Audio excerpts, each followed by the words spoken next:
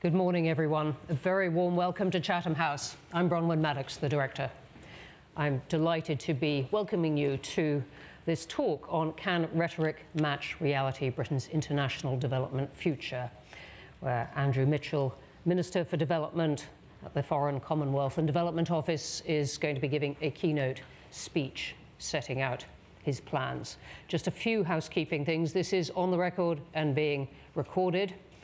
And please feel free to follow and tweet along with hashtag #CHEvents or @Chatham House. Andrew Mitchell, as you know, was appointed Minister of State in the Foreign, Commonwealth and Development Office last October, was previously Secretary of State for International Development from May 2010 to September 2012, and has written and spoken extensively in Parliament and elsewhere about development.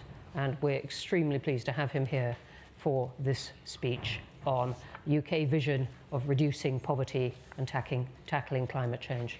Andrew Mitchell, very warm welcome.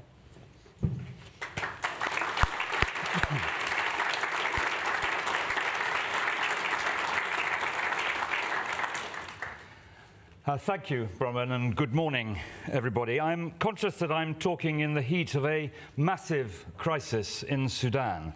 Clearly, our thoughts are with British nationals being evacuated and the brave servicemen and women risking their lives to secure safe passage back to the UK. And our thoughts are with the 45 million people in Sudan who are bearing the brunt of suffering. It is essential that the ceasefire is maintained and that a political process is secured.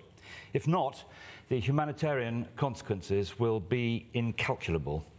The UK will continue to work tirelessly to help bring an end to the violence and provide vital humanitarian relief. Today, in this great centre of learning and scholarship, we assert again our commitment to change the lives of the world's poorest and drive forward shared prosperity. Today, we commit to persuading more of our fellow citizens that international development is core to our own national interests as well as the right thing to do. Today, we reaffirm our priorities and show how we can secure these goals through partnership to achieve progress and prosperity. And we underline Britain's historic commitment through the international system to those who dwell in the poorest and most challenging of circumstances. Today, we seek to promote a British policy and priority which is above party politics and which is seared into our national conscience, as people across our country have shown through their generosity and compassion to those suffering in distant places, where for many in their darkest moments after flood, earthquake and disaster, Britain has been a beacon of hope and of light. At a time when the international system is fractured and Russia's war in Ukraine shows that core international values and rules can be brutally assaulted and overturned, we restate in strong terms our belief in an effective and ambitious rules-based international system essential to address climate change, the existential crisis of our time, as well as the causes of migration and global health insecurity. A time when crises are everywhere, but leadership is not. When we can save a bank in California in 3 days, but Zambia waits more than 2 years for debt relief. When our children can secure mortgage finance for 30 years, but developing countries secure maturities just over 5 years. And when the Sustainable Development Goals agreed with the rest of the world under David Cameron's leadership are way off course at this halfway point. We invoke the famous dictum of Douglas Hurd, one of the UK's most distinguished foreign secretaries, that through the international system, Britain can punch above its weight. After 30 years of unprecedented poverty reduction, when the benefits of technology and globalization, supported by aid and development, lifted quality of life around the planet, we have come to the hard stop of COVID and Russia's invasion of Ukraine. With 70 million people falling back into poverty, with millions of girls out of school, with famine stalking the lands of East Africa, with 5 seasons of failed crops due to drought, where at least 40,000 people have died and where children are starving to death. And this year, at the international meetings which I attended just 2 weeks ago in New York and Washington, I heard clearly the loud voices of the Global South, but not only the South, voices of dismay and distress. Their anger is rising as they see a developed world which can invent quantitative easing to find money for themselves, but cannot find the money to save the planet. These are the issues that collectively we face. We are called to deliver the SDGs when at half-time, if I may use a football analogy, we are 2-0 down. And we must transform international finance to mobilize the trillions of dollars that are needed if we are to deliver on our promises on climate change and secure the future of our planet, a planet which we share, but with vastly unequal resources, where those who have done least to cause the climate crisis are hit first and hit hardest by it. In Niger, where I was recently trying to advance our shared security and economic interests, a country among the poorest and most challenged in the world, they lose each day to climate change the equivalent in arable land of close to 500 football pitches. And in some regions, 50% of the girls are married by the age of 15 and pregnant by the age of 17. And so just as the world came together at the millennium to make poverty history and stand by the Millennium Development Goals, so today the Bridgetown Agenda and the Sustainable Development Goals call on our generation to shoulder our responsibilities and deliver. We face a complex environment where resources in many wealthy countries are depleted and constrained by domestic priorities, including, frankly, in Britain, where Parliament accepted a temporary reduction in spending below our commitment to allocate 0.7% of our own national income. I know that these cuts are painful for our partners, and yes, they dented the UK's reputation. But today is about looking forward. The government's decision to allocate an additional £2.5 billion to the ODA budget to help relieve pressures resulting from Britain's embrace of those fleeing persecution in Ukraine and Afghanistan is a clear signal that things are changing. And of course, we will return to 0.7 as soon as the fiscal tests are met. But returning to 0.7 is not the whole story. New approaches that reflect the changing world around us will be vital. It is even more important, meanwhile, that we press for creative ways of mobilizing new and additional funds to ensure our development objectives are on track. We must redouble our efforts to go beyond aid to secure the gains and the results our consciences and interests demand with all the resources and tools at our disposal.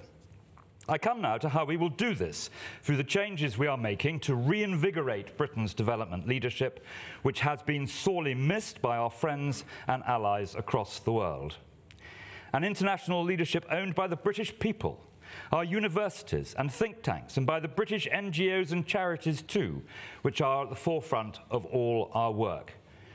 It is this leadership which pledges to work in patient, long-term partnership with people and governments around the world, where engagement comes without coercion, and where tackling the development crisis and the climate crisis are not a choice, but two sides of the same coin that need to be resolved together. I've now been back as the UK's Development Minister for exactly 6 months. As set out in the recent integrated review, the Prime Minister has thrown his full weight behind our international development work. It is a path set out by our international development strategy on which we must go further and faster. Britain's development leadership will not be reinvigorated until we can deliver on the promise of the merger. There is a great prize to be grasped here, a merger which is seen as a success for both development and wider foreign policy, will avoid once again in the future a development department being spun out of the Foreign Office with the prolonged period of Whitehall introspection and disruption which inevitably results. Working together, development and foreign policy are a powerful force. They nurture trust and reciprocity. By supporting the ambitions of our partners, development amplifies our diplomatic influence, and by the same token, our diplomatic reach helps deliver our development goals. Helping others helps us. We need an approach fit for the 21st century, which understands that development and geopolitics go hand in hand, and that development is long-term. An approach which deploys the full panoply of UK diplomacy and soft power, where development is dynamic and forward-looking, and which readily adapts to the pace and scale of global change. So change is required to achieve this. Firstly, we will greatly strengthen the way government addresses all development issues. We will create a second permanent undersecretary within the Foreign Office responsible for ODA. A cross-Whitehall committee will be co-chaired by myself, the Development Minister, and the Chief Secretary to the Treasurer, my friend and colleague John Glend. It will focus on both the quality and coherence of ODA spend to ensure that this precious budget is delivering value for money for taxpayers and producing results on the ground. Second, the Development Minister has returned to the Cabinet table and now also sits on the National Security Council, where defence, diplomacy and development are hardwired together. Of great importance too, the Development Minister will be governor of the 5 major multilateral development banks, including the World Bank and the Africa Development Bank. It is within these institutions that critical experience and financial firepower resides. This must be harnessed if the SDGs and climate goals are to be achieved.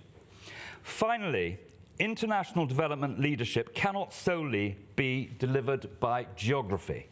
Policy is thematic. We need an answer to the question, how do I interact with the British government on international development, whether I'm an NGO or an international organisation? So today I launch a new brand to recognise the breadth of our work and collaboration that promises value for money to our taxpayers, reliability to our partners and friends around the world, and a commitment to help reach our global goals. UK International Development. UCDEV. We will continue to use the UK aid brand to badge our humanitarian work, and we will continue to do so with sensitivity, especially in conflict zones. But this new brand, UK International Development, will badge the Foreign Office's work to use a diverse range of partnerships to advance development progress to build widely shared prosperity. Placing partnership at the heart of the UK's offer shows that at its core, international development is not about charity, handouts and dependency. It is about listening to our partners and working together to secure shared objectives. So, by these 3 sets of changes, we bring together the direction and grip necessary for Britain to reassert our aspiration for global leadership and building national and global systems that really work for people and planet. This brand is intended to be bigger than just our Foreign Office programme and to embrace not just the rest of government, but Britain's much wider set of civil society actors and partner with us, our universities, our scientific establishment, our NGOs and volunteers, together with many private sector actors. It is that totality of effort that makes the new brand. We are bigger than our parts. I now turn to the 7 key priorities for the UK set out in the integrated review, which we will drive forward with new determination and vigour.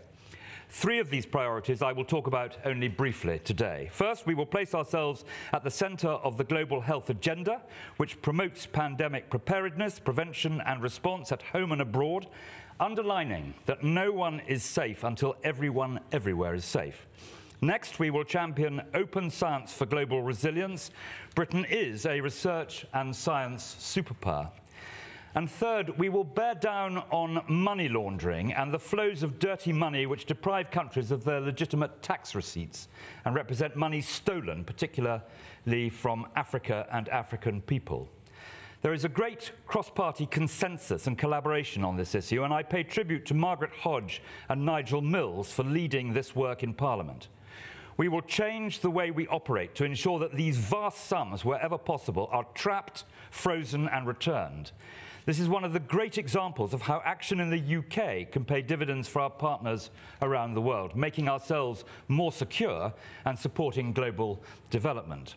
Globally, the OECD estimates that countries are missing out on between $100 and $240 billion in revenue from multinational tax avoidance.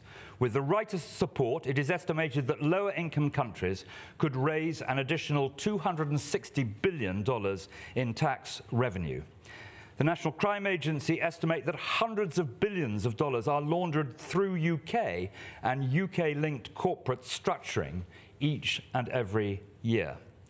Global health, open science, dirty money are essential parts of a wide-ranging and ambitious long-term agenda.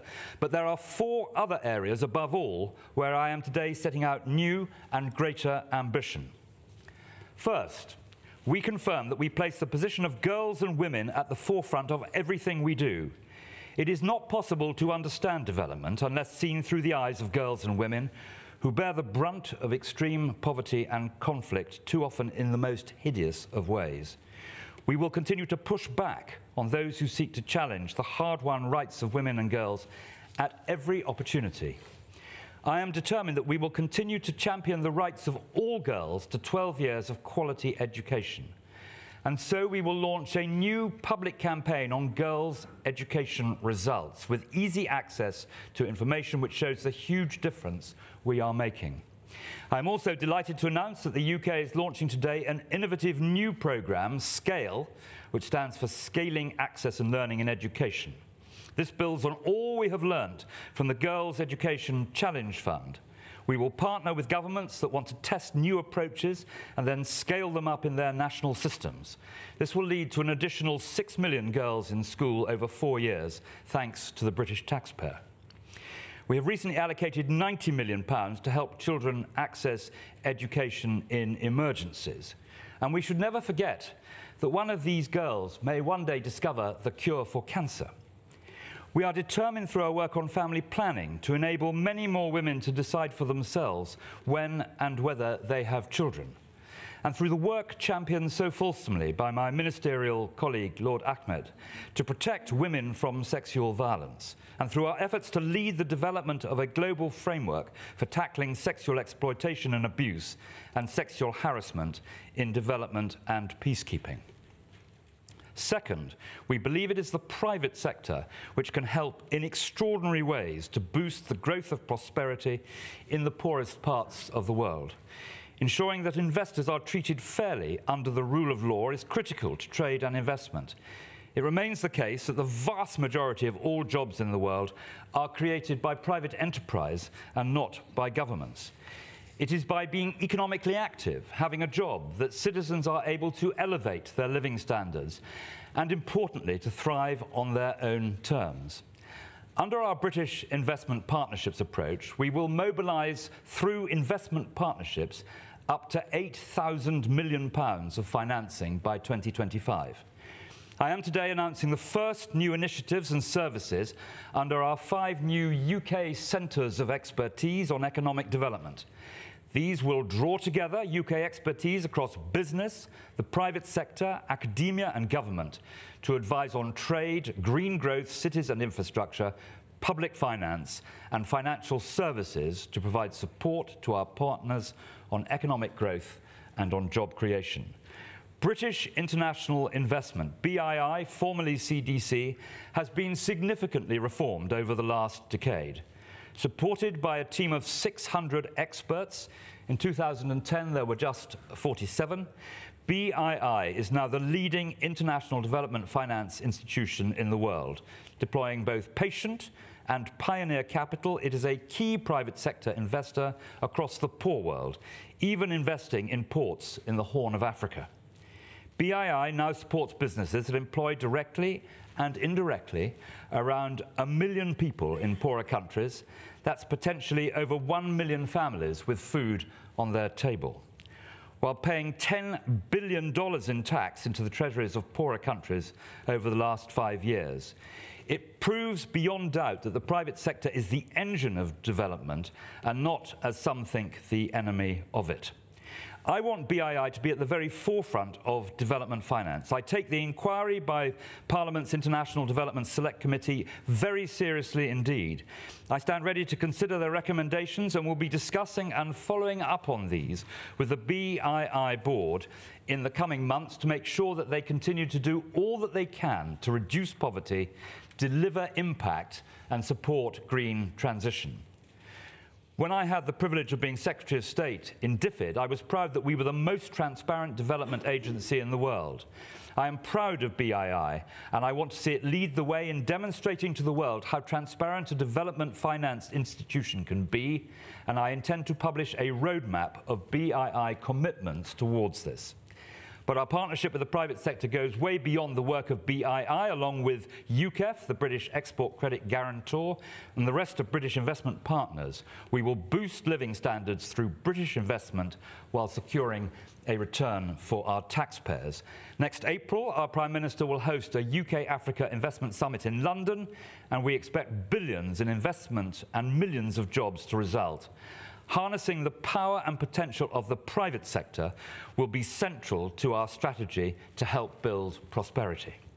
Third, we are determined that we will not rest while people in the world are starving to death. I have met communities where children are dying from malnutrition, in Sadr in Yemen. I've been to malnutrition wards where terrified mothers cradle emaciated little children, and where British taxpayer-funded medical care was their last and only hope. In Karamoja in northern Uganda, where malnourished and emaciated children queued quietly in line for supplies of life-saving emergency peanut-based paste paid for by the British taxpayer. It is frankly obscene that in the 21st century and in our world of plenty, children are today slowly starving to death. So next year, we will spend £1,000 million on humanitarian relief, including in ways that build future resilience to climate impacts and meet our commitments to climate change adaptation. Funding to deliver water by lorry must always be accompanied by investment in water retention reservoir capacity for the future, so that subsequent crises are met with greater resilience. So in New York on the 24th of May, we will co-host an initial pledging event where we will announce our humanitarian funding for the Horn of Africa.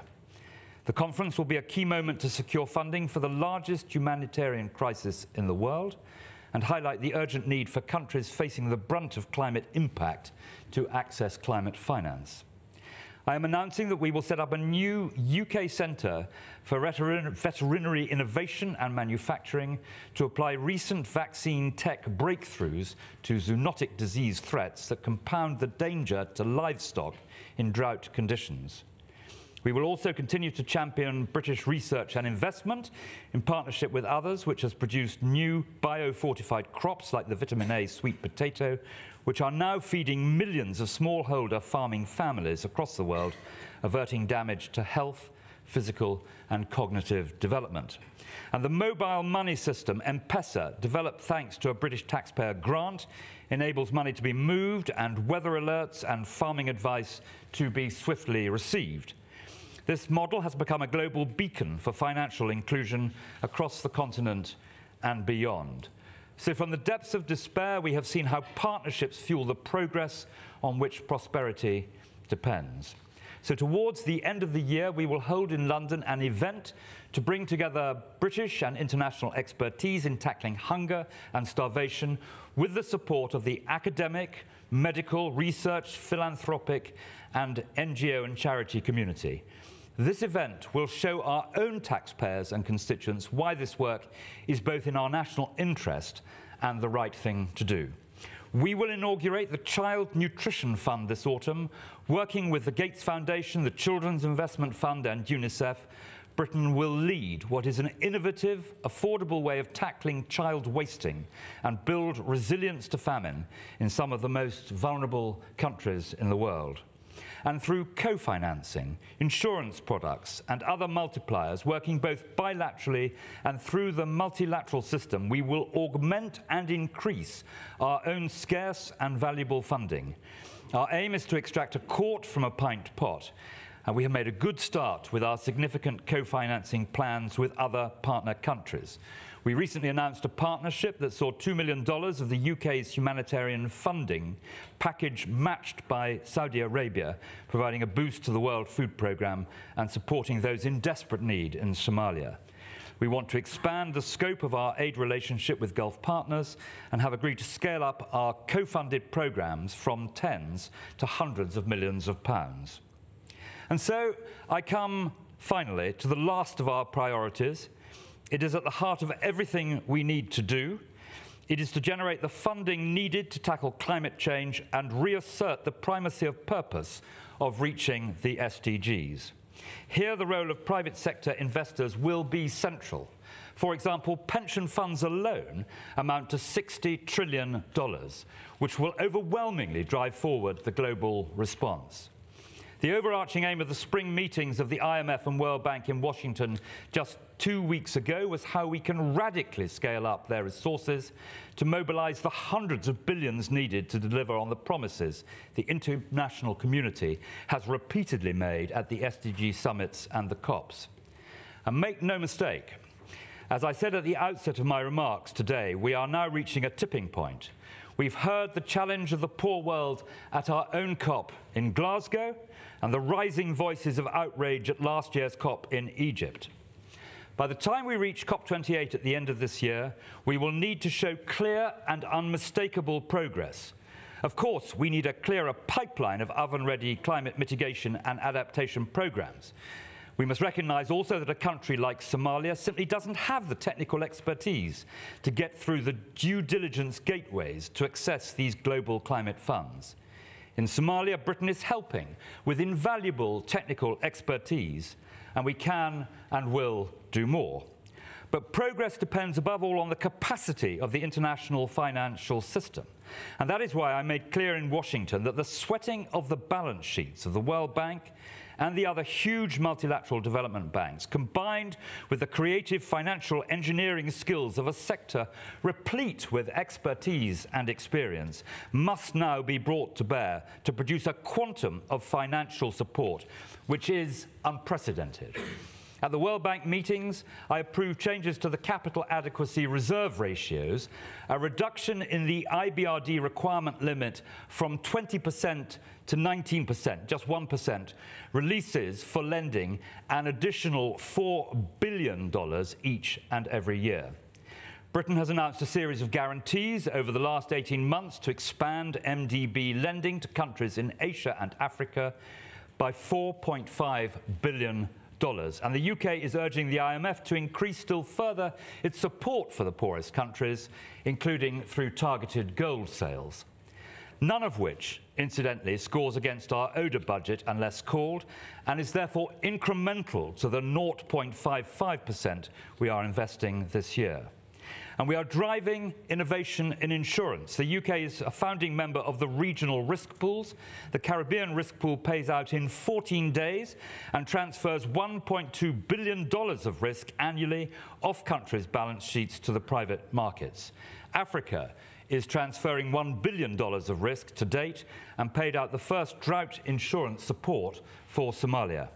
While we were in Washington, the Chancellor of the Exchequer, Jeremy Hunt, signed off $5.3 billion of special drawing rights to support 2 different funds, delivering directly to the world's poorest people.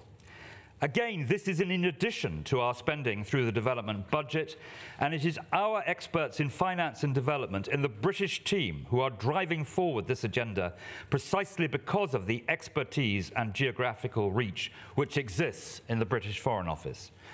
By the time we meet for the annual meetings in Marrakesh in October, I want to see much greater progress across all the multilateral development banks towards the several hundred billions of dollars in additional financing the G20 expert group identified.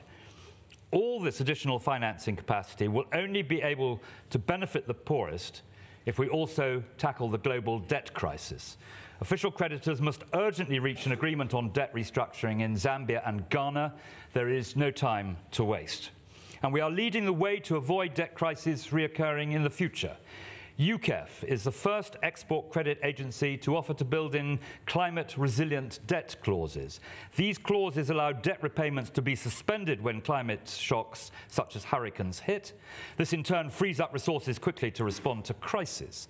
The first deals using these clauses will be announced over the next few months. By the end of this year, we hope that several other bilateral, private and multilateral lenders will have agreed to offer the same clauses. These steps, ladies and gentlemen, reflect the ambition of the Bridgetown Agenda, championed vigorously by the formidable voice and charismatic presence of the Prime Minister of Barbados, Mia Mottley. I have no doubt that this voice is going to be heard. Her agenda for progress is gaining widespread support, and Britain, and indeed President Macron and France, are right behind it. To deliver on our funding promises, to reinvigorate the SDGs, to elevate the desperate lives too many lead in our world today, and literally to save our planet before it is too late.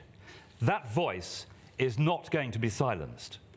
And as we pass through the waypoints on our journey to COP28 at the end of this year, the G7 Leaders Summit, the Summit for New Global Finance Pact in Paris, the Africa Climate Action Summit, the G20 Leaders Summit, UNGA, including the SDG Summit in New York, the IMF World Bank annual meetings in Marrakesh, the clamour for justice and the response of rich countries will be critically evaluated by our friends and our allies, but also are being watched by our constituents, particularly the younger generation, who are increasingly determined that those who are today the key decision makers on this vital agenda measure up to this task. We must be honest and accept that we do not currently enjoy sufficient support for this wide-ranging and ambitious agenda from the British public. At the moment, the Development Engagement Lab, comprising academics at the University of Birmingham and University College London, tell us that the public support has been around the 50-50 mark for much of the last decade. But I am determined that we shall win over the doubters and drive up support to the 70-30 mark over the next 10 years. To do this, we will need to get out of London and not to visit capital cities around the world, but to visit small towns and villages in our own United Kingdom, to explain what we do in a simple and straightforward language that everyone can relate to, with confidence, but also with humility, with facts, data, and evidence, but also with human stories and compelling tales.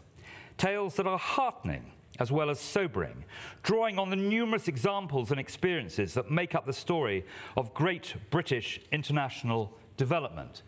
I intend to provide a communication platform to the people that the research shows the public trust the most. We will show that the generational ambitions for progress on climate, progress on women and girls, progress on business working for sustainability, not against it, are core to UK ambitions, with the final prize being greater prosperity in the world and the UK. And so today, I am issuing an invitation to all of you to partner with us to tell a story of progress in these universal challenges. Together, we must work to achieve a step change in both domestic understanding and support for the UK's international development work, laying firmer foundations for a better future. Together, I want us to drive more awareness, more action, more donations, and ultimately more support by engaging beyond current supporters. To show that we in government are serious about playing our part, I will be setting a new target for the new second permanent Undersecretary to improve public support as measured by the Development Engagement Lab year on year over the next decade. And I expect the Foreign Office to seize this opportunity to use the new UK International Development brand to convene a partnership with UK universities, the private sector, and the thousands of household name charities. I expect to see a step change in the capacity and capability at the Foreign Office to engage positively the UK public starting this year.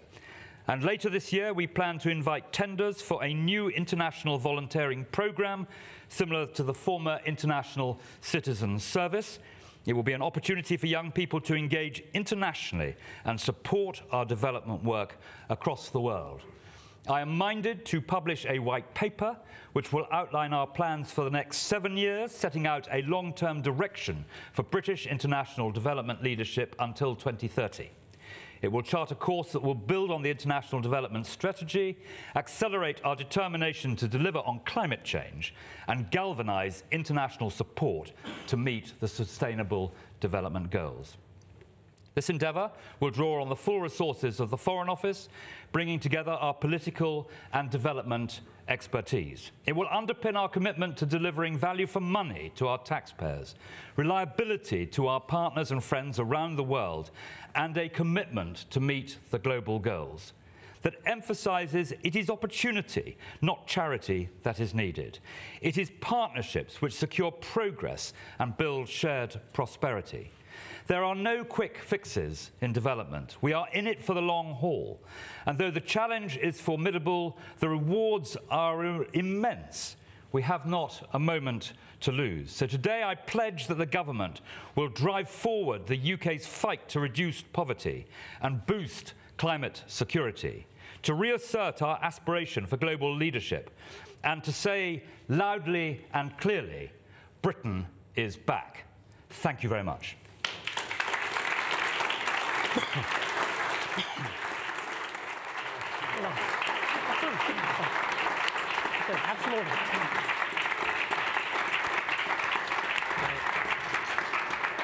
Andrew Mitchell, thank you very much indeed for giving this speech here. And the Minister has kindly said that he will, that we can continue this session till about 10 or quarter past because of the number of things he wanted to cover in that speech, and to give good time for your questions. Please do keep the questions coming in online, as well as some very good ones already. I'm going to ask him some questions first, and then we'll come to the audience. Thank you, fascinating speech. We have the brand here on the screens, which people can see. I wanted to start with your last words of Britain is back. And they seem, while rousing, to have in them an admission that Britain retreated during the cut from 0.7% of GDP to 0.5%, which is, I think, of many people who spend time in this area know, knocked quite a lot of development agencies and NGOs who are relying on this help. And I wonder whether people listening to this are going to say, look, it's terrific to have a new brand. It's terrific to have all this emphasis on partnership. But what about the money? And what about the reliability of the money? Yes, the Prime Minister's pledged some more, £2.5 billion more on this. But what about the predictability of Britain's money? Because money may not be everything, but it's really quite a lot in this area. Well, of course it's true, and I have as I told the Prime Minister when he asked me to come back, I said I have a criminal record as long as your arm of opposing the government on some of these things. And collective responsibility is not retrospective.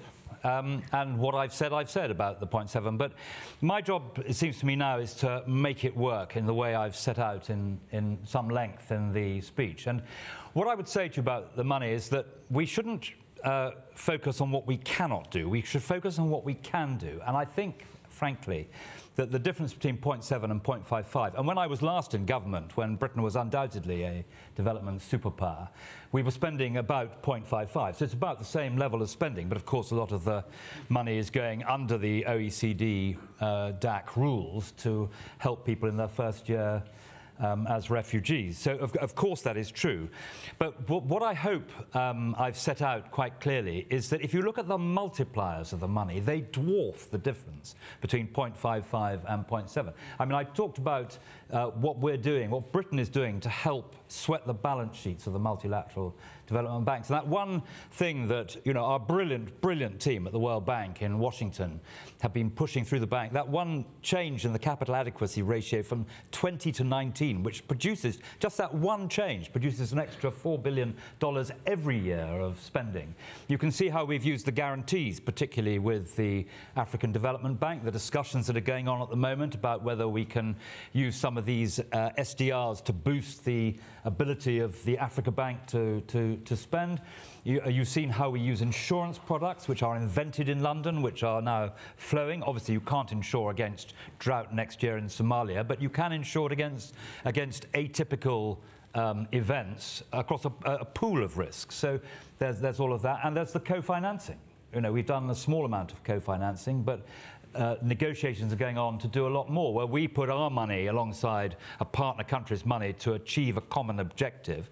And it's a sort of, for our taxpayers, it's a sort of buy one, get one free, as it were. So all these things act to increase our leverage. And And that's on the finance side. But I want to stress that it's actually dealing with the negative effects of the merger and galvanizing this link, which DFID was so good at, of bringing together academia, the great thinking in British universities, the strength of think tanks, the leadership of some of the charities and international NGOs, which we have such pride in what they do at times of disaster overseas. It's also making sure that that is back, and that's where the new brand is absolutely essential, because it means people will know, whether they're domestic or international, how to interrelate with us on this matter. Since you brought it up, let's just spend a moment on, as you put it, the negative impacts of that merger of DFID and the FCO as it was. And it was a bumpy one, I think I can say uncontroversially, by Whitehall standards, though all of these machinery of government changes are very wearing of people's energies and so on. It was one in which many DFID people felt they got the worst of the culture clash, and quite a few left. How's it gone now? Well, the key thing, there are good things that can be done with the merger. It removes any difficulty or mismatch on the overseas platforms. They are led by the Ambassador or High Commissioner, and there were times, not under me, I hasten to add, when DFID sort of pursued a separate foreign policy.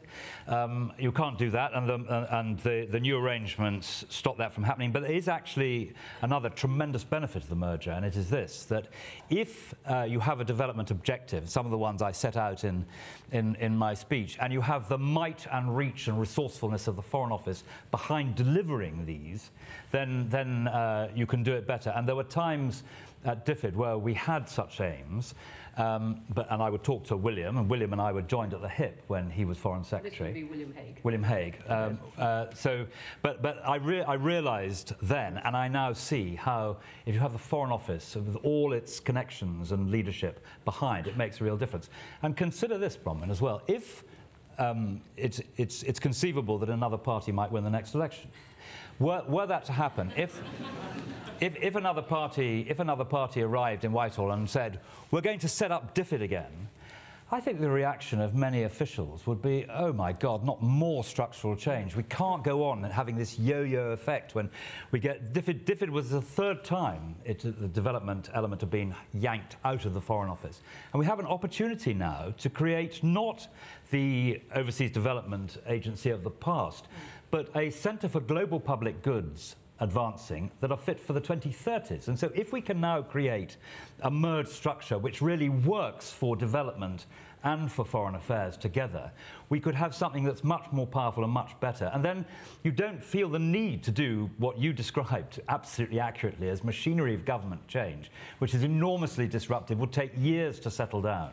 You don't need to do that if you can make this new system work. So I am not in the business of trying to rubbish the merger, besides which you can see what I said about it in lurid language at the time. I'm not in the business. I'm in the business of trying to make the new structure work really well for development, for the Foreign Office, and for Britain, and for the people we seek to serve, the poorest in the world. Thank you for that. And I must say for myself, I'm in the camp of wanting to be persuaded by that. That was absolutely the rationale of the merger, and it does have a lot of force to it. But it then brings us to the question of what Britain is trying to do in its development policy. Is it trying to advance foreign policy aims? Is it trying for the old goals of poverty reduction? Is it trying, you've referred a couple of times to national interest. And I just want to weave in here an interesting question that's come in online from Melita Lazelle, and she says, thank you for your keynote speech. There is a body of evidence, not cited, that development projects and programs which support the donor's national interests don't have good outcomes in terms of effectiveness, impact, sustainability. And I just wondered what you can say to us. You've listed lots of great causes, and we'll come on to some of them, and women and girls, and many people would absolutely share your ringing statement that it is obscene that children are starving in this world today. But what would you say is the purpose now of British development? Well, there are, in my view, artificial differences being cited there. You know, you can't pursue your national interest and also try and elevate the dreadful circumstances in which the poorest in the world live. I don't believe that's true. You know, development is about stopping conflict and promoting prosperity. It's about trying to stop it starting, once it's started, stopping it, and once it's over, reconciling people. And it's about prosperity, having a job, you know, being economically active. That's how you lift in the rich world and the poor world. That's how you lift your standard of living. And if you stop conflict overseas, it benefits us. If you build prosperity overseas, if you help countries to trade their way out of poverty, to understand about how you achieve investment, if you do all these things, they come to London to use our capital markets. It's a completely symbiotic relationship. And also, people say, well, you can't do climate change and tackle poverty. Of course you can. They're two sides of the same coin, as I said in the speech. And we are committed. You asked about our objectives. We are committed to tackling the extremes of grinding poverty for very good reasons. I mean, it's in our own interest because these circumstances, as we know, breed. They lead people to fall prey to the terrorist recruiter.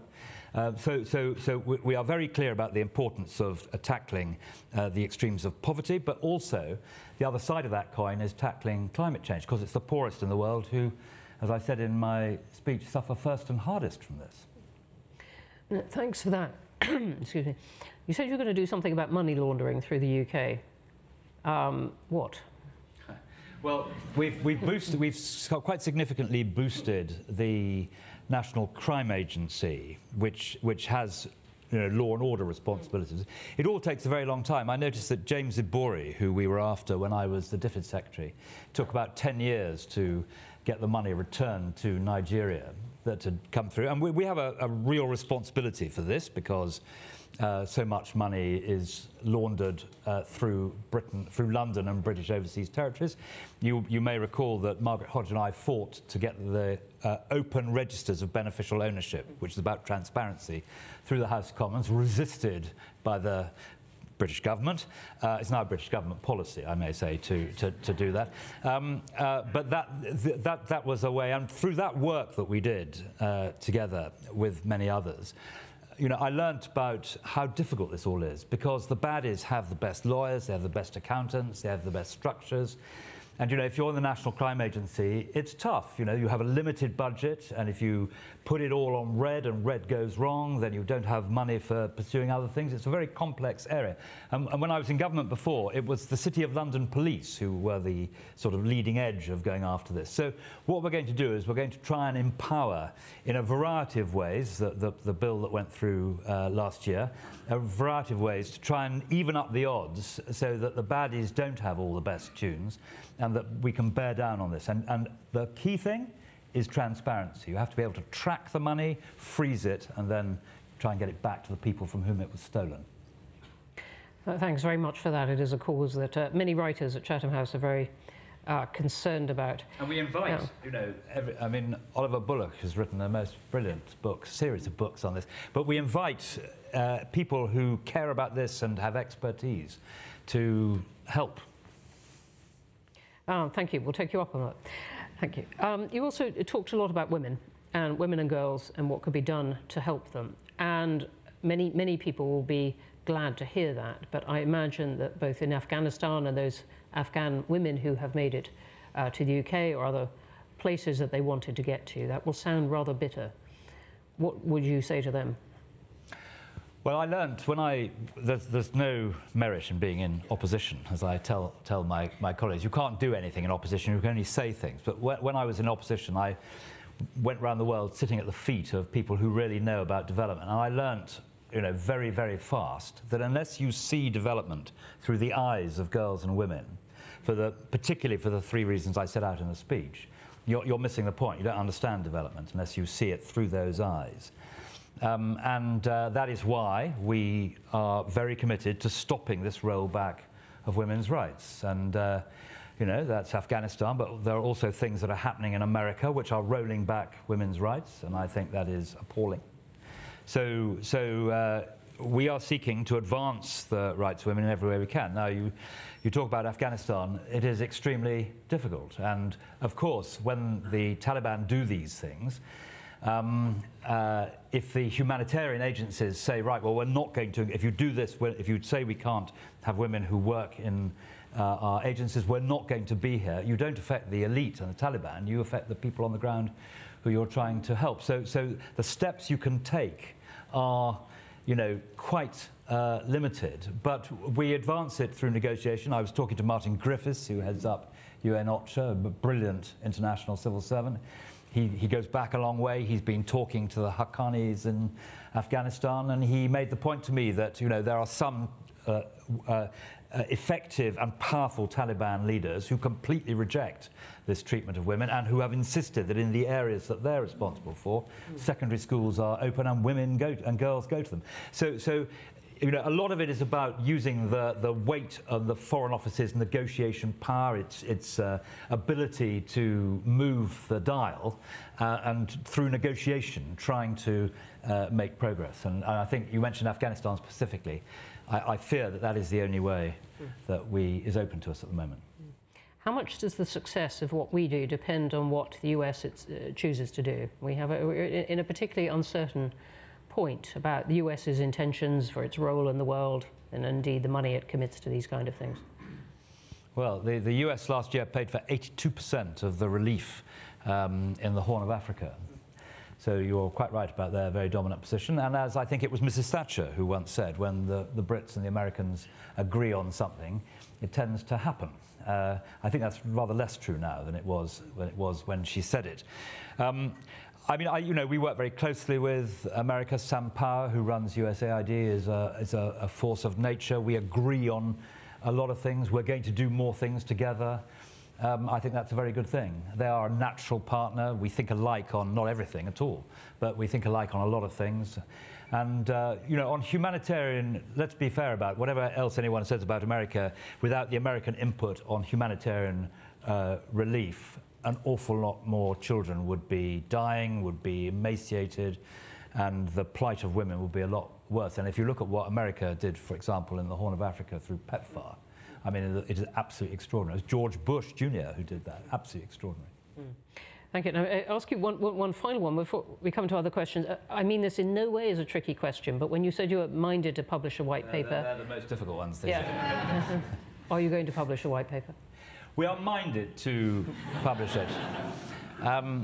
As you know, Bronwyn, better than anyone, Whitehall is a complex negotiation.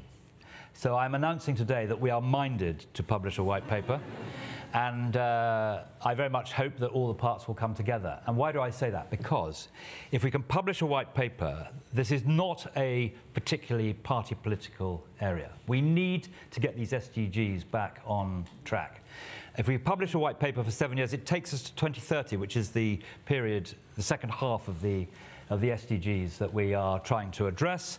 We want to have a policy that whoever wins the next election, and I'm very confident the Conservatives will win it under Rishi's leadership, but I want to make sure that there is a programme which endures any change of government, and which can deliver both on the SDGs and on our climate promises. For the reasons I set out in the speech, we are at a tipping point. There is going to be an explosion of anger at the end of this year if we don't deliver on the things that we have promised. So I think a white paper would be extremely good. It could incorporate, everyone could be part of it. It would incorporate the learning, the expertise that Britain likes to champion and bring together. We have huge convening power. We can do that, and I think we can do something that would show real world leadership if we can deliver it. Thank you. Let's go to questions. Let me take them in pairs. Let me take the two in the front here. Thank you. Tamsin Barton from the Independent Commission for Aid Impact. It's great to see this increased ambition, this energy, this focus on what you can do. I just wanted to ask you to say a bit more about the 29% of the budget in 2022, the aid budget, which was spent on refugees in the UK that you mentioned. So we at ICI just produced a report last month that showed that's very poor value for money. Thank you. What are you able to do about that? Thank you.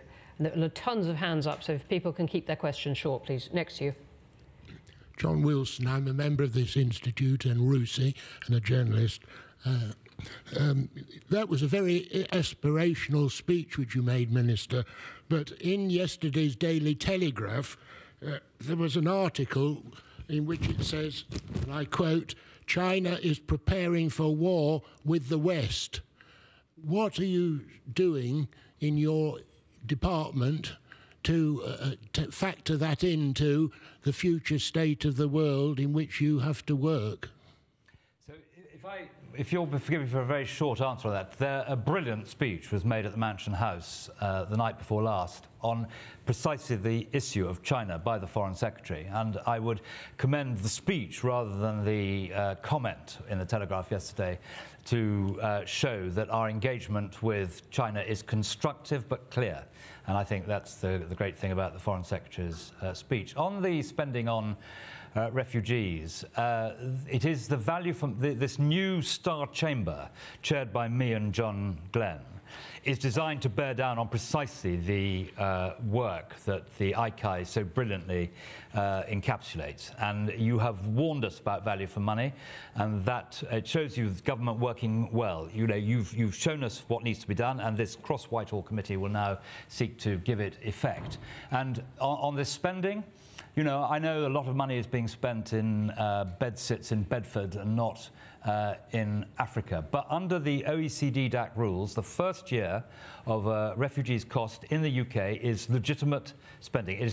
Under the rules, it is absolutely legitimate. And I am not asking for a change in the rules, because if you open Pandora's box, you don't know what's going to come out of those negotiations. They are extremely difficult to change the rules, because you've got to get everyone on side. And so, you know, it's under the rules, it's right, and that's why we have to suck it up. But we need to do everything we can to make sure that the issue is as temporary as possible, that we get value for money for the spend, and that we can reallocate it as soon as possible to the longer-term purposes of development. Thanks very much. All right, here on the aisle.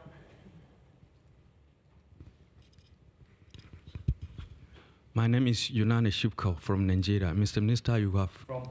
Nigeria. Mr. Minister, you have listed so many good programs for Africa. But my question is, what are you going to do to prevent the proliferation of arms from conflict zones so that it will not go to the wrong hands of the terrorist organization in West Africa? Because without peace, there will not be any meaningful development. Thank you very much.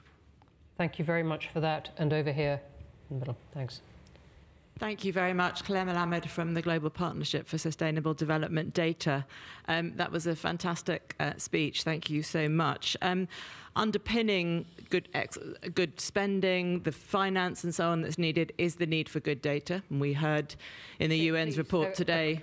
A question, and a really short question. Okay, sorry. So I want to know, as you're thinking about partnerships, how are you picking up the agenda on results and transparency that you championed last time in this new global context, and joining the global argument for better data and use of technology to create the information on which all of this progress depends? Well, you're quite right about data, and you'll assume that this is something that the Prime Minister is particularly keen on as well, using the latest technology that we can bring to bear, and the results agenda, which you rightly say that I championed when I was last in government, is absolutely at the heart of what we want to do. You've got to be able to show what this money is achieving, these big programs are achieving, if you're to sustain support. So I completely agree with you about the importance of data, and you'll have heard what I said about this big platform at the end of my speech, that we're working closely with universities which specialise in this sort of work. On West Africa, you know, the proliferation of weapons. We saw it after Libya. We see it coming from the Middle East. I completely agree with you. I mean, the direct way in which we are engaging in West Africa at the moment is through the Accra Initiative. Britain and other countries are seeking to put some flesh on the bones of the Accra Initiative to make sure that it's a genuine partnership which does what countries want us to do there. And I hope very much that that will bear fruit. There's a lot of work being done by the Ministry of Defence and by the Foreign Office on trying to see how we can advance that agenda. Thank you. Over here on the aisle. Thank you very much. Jack McConnell, Chair of the All-Party Parliamentary Group on the Global Goals, on which I strongly welcome the Minister's firm commitment to being minded to produce a white paper on Agenda 2030, which is very welcome, and the commitment to cross-party working too. 10 years ago, Andrew, I think you would have said more about conflict in a speech of this sort, and peacekeeping, peace building, and conflict prevention. And I just wondered where your thoughts are on that as an overriding priority for this work and for the FCDO. Thank you. And I'm going to add to that one from Richard Ottaway online saying population growth remains a serious issue, particularly in Africa. The Cameron government had a strong policy of addressing the unmet need for contraception. Do we still have a similar policy? Thank you. Shall I do those two? Do those two. So many thanks for Jack's support for the white paper.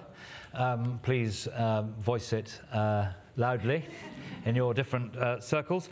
And thank you very much indeed for the work that you are doing through the APPGs, which we value enormously, and we're very grateful for that. In terms of conflict prevention, I mean, those are the two key things, conflict prevention and building prosperity, that we seek to champion. I didn't say as much as I used to say about conflict prevention, because I think it's broadly agreed, and in front of an audience as sophisticated as this one, I thought that I wouldn't dwell too long on that. But I mean, you're absolutely right that conflict prevention, we see it all too vividly around the world, is absolutely critical. Conflict is development in reverse. So I completely agree with you about that.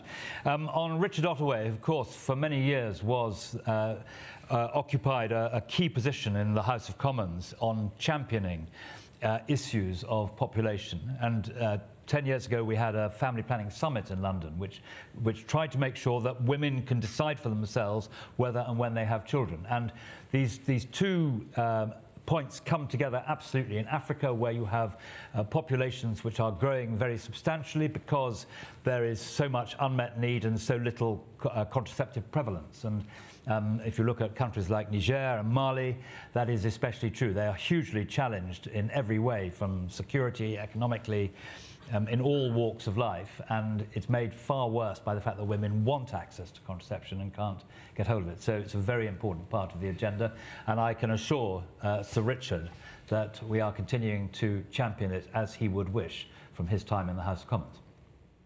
Thank you. Right over here by the door. Yes. Hello. Dr. Nadeau, I'm a psychologist with the National Health Service and worked with the American Red Cross in disaster mental health relief. We know that mental health negatively impacts educational attainment, quality of life, and is particularly has a role in perpetration of violence and survivors of violence with women and girls. What role does mental health have at the highest levels in your organization? Does it have a seat at the table? And what is your vision for addressing mental health issues in developing countries in partnerships such as telemental health or other means? Thank you. And one more on that aisle, somewhere around there. I've got a cluster of hands. I'll try and come to more of you. Good morning, Minister. Thank you very much. My name is Chidi Nwondo. I'm a member of Chatham House and I'm a reservist with 11BA dealing with culture and engagement. I just wanted to follow up on moderator's question about matching Britain's foreign policy with international aid. You mentioned, feeding paste to a ground. Could you speak a bit more slowly? Sorry, yeah. I'm trying to compress everything. Thank you so much for that. Yes. But still, just a little bit more slowly. What you were marrying with aid that I missed. Britain's foreign policy objectives with aid. So you mentioned Uganda and feeding children there, but then part of the problem is Yoweri Museveni staying in power and his poor governance. Again, poor governance in Nigeria, where you mentioned talking about women and girls, solving the problems of Boko Haram, and you've also mentioned money laundering and the NCA, but the incoming president of Nigeria has a money laundering conviction for narcotics trafficking.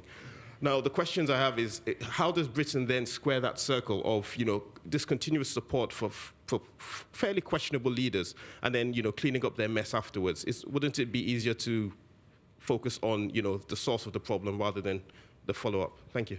Thank you. So, on the mental health point, it is very much part of our thinking, and if you look at programs like Education Cannot Wait, which are emergency programs for children that are out of school because of conflict, it's built into those programs, and we are acutely aware. I think it's since COVID that we've become aware. It's got a much higher salience. It's no longer, in the British NHS, the Cinderella area as it was 20 years ago.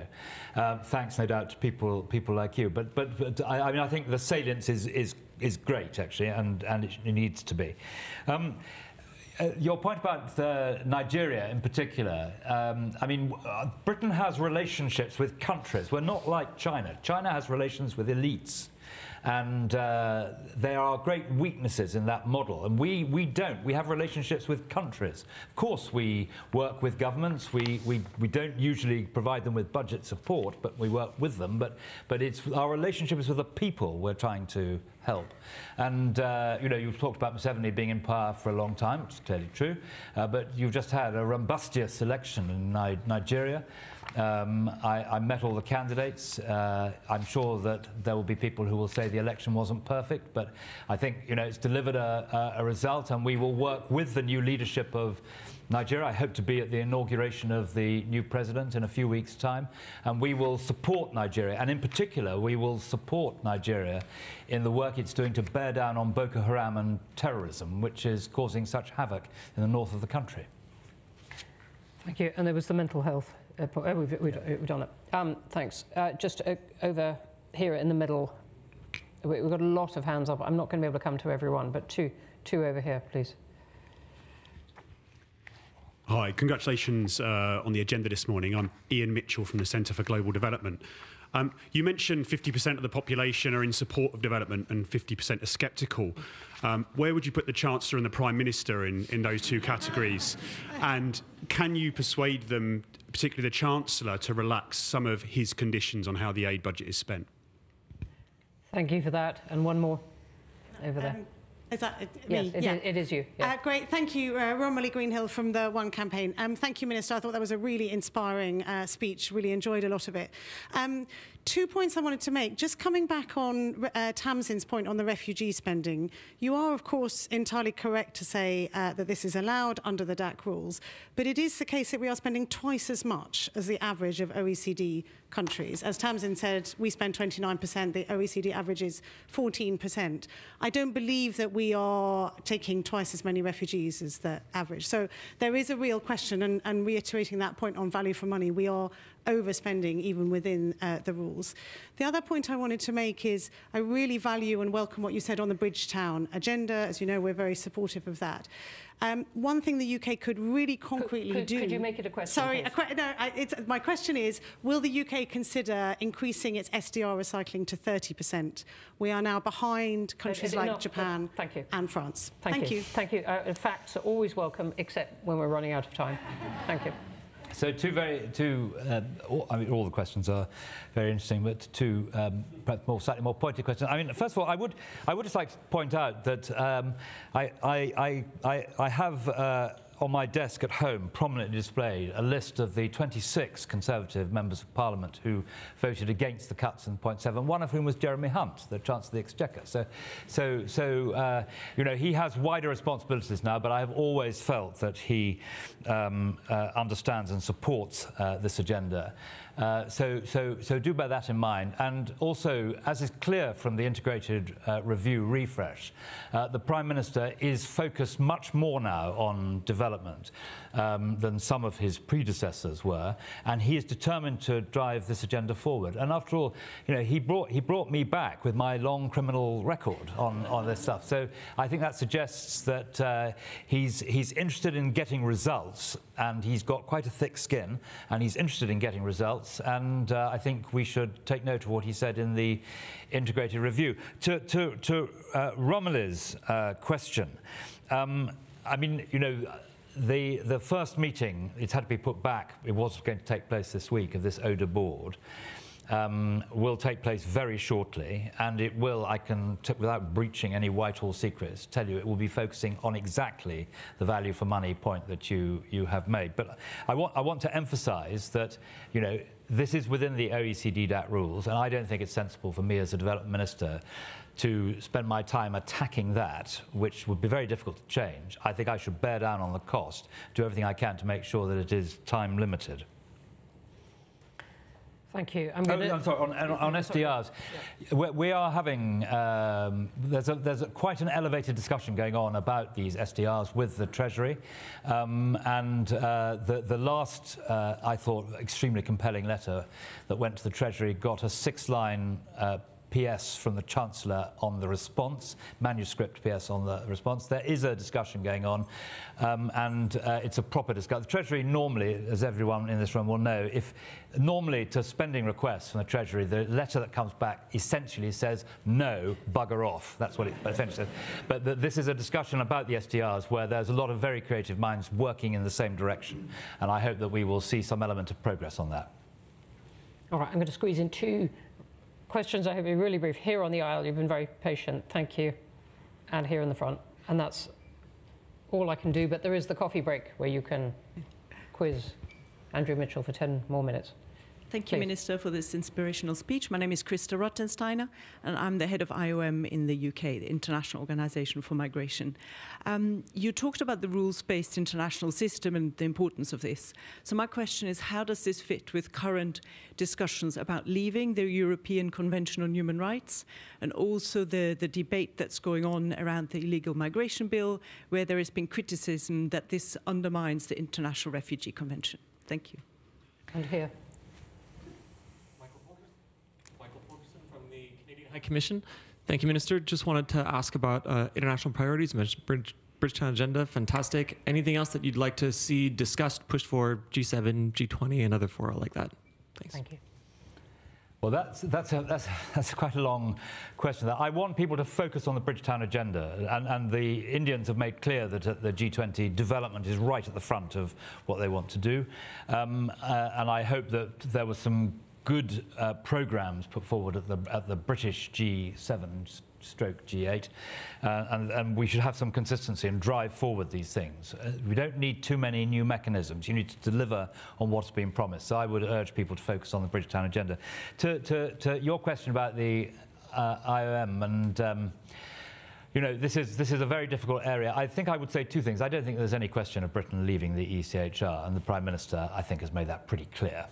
So although we are testing the limits of what you can do under the ECHR, and we are not the first government in Britain to do that, it was done by the last Labour government as well, I think that leaving the ECHR is incredibly unlikely to happen. It was built by British ministers and British lawyers after the Second World War. It is extremely important. You can imagine the effect of Britain withdrawing, what it would be on other countries with malign intent who would also feel they could withdraw. It would be a huge thread pulled out of the international system, which is already on the back foot, as I set out in my speech, with, in my view, catastrophic effects that it is on the back foot. And the point I would make is that I had a lot to say about this when I was on the backbenches, but I do think that Rishi has drilled into the detail and has come up with a series of things, not just the Rwanda proposal, but a series of things which make the situation better. Above all, he has radically improved the relationship with France, which is essential to, if you're to do anything on this. But let's be clear, no democratic government can allow what is happening of people coming across in an unstructured and arbitrary way. No government can expect to get re-elected if it doesn't tackle that problem. And I think it is obscene also that smugglers, the modern day equivalent of the slave trader, are putting these people with all their savings into a leaky boat to cross the busiest shipping lane in the world. I think it is absolutely appalling, and we should all accept that the government is trying to do, in an honest and open way, everything it can to stop this horrible trade. Thank you for that. We are going to have to stop there, but as I said, the Minister's kindly agreed to have coffee, or I suspect talk while holding a cup of coffee upstairs, because I know there are a lot more questions. There were terrific questions online. Thank you for sending them, from Heather Saunders and Sophie Affange on women, an interesting one from Francis Guy on the on multilateral finance, which we couldn't get onto, but I wish we could. There are floods of questions here, and well, there's lots on Sudan, and I wonder if I could point you to our podcast, a weekly podcast out tomorrow, Independent Thinking, but it is on Sudan with many experts, but one, Mohammed Hassan Al-Taisi, with the most moving account at the end of why he's chosen to stay in Khartoum to help his country, out tomorrow morning. But with that, can you join me in thanking Andrew Mitchell?